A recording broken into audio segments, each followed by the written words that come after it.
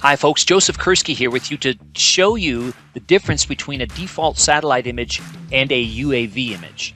So let's take a look at it right now. I've got it inside sitescan.arcgis.com. Sitescan is one of the Esri solutions for processing, planning, creating 2D and 3D web maps and other kinds of mapping products from your UAV or drone imagery.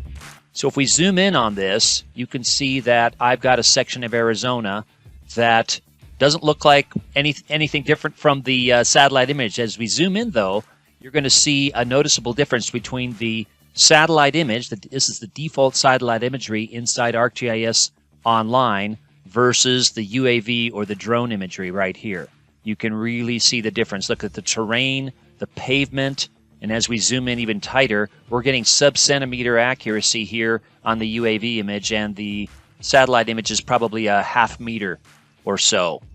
So that's a striking difference. That's why a lot of educational programs that I work with, community colleges, technical colleges, tribal colleges, universities, even a few high schools, secondary schools, have a UAV program.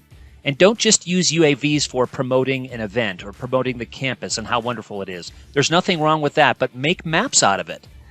Show how UAV imagery can make a fundamental difference in campus safety, in campus infrastructure mapping, in helping students understand and how to use geotechnologies, remote sensing, satellite imagery, UAV drones, LiDAR, IFSAR, other kinds of satellite imagery and aircraft and drone imagery, but also geographic information systems, GPS, GNSS.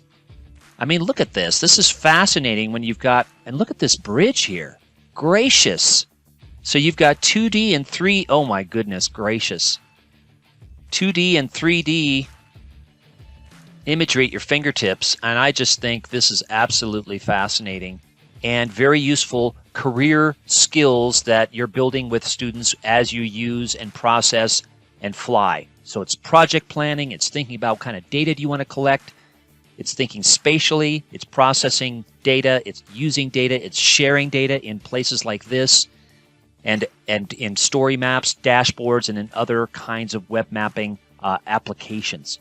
I just think that this is incredibly useful and relevant to our 21st century world, with UAVs becoming an integral part of business decisions and in environmental site assessment and remediation for abandoned mine lands and much more.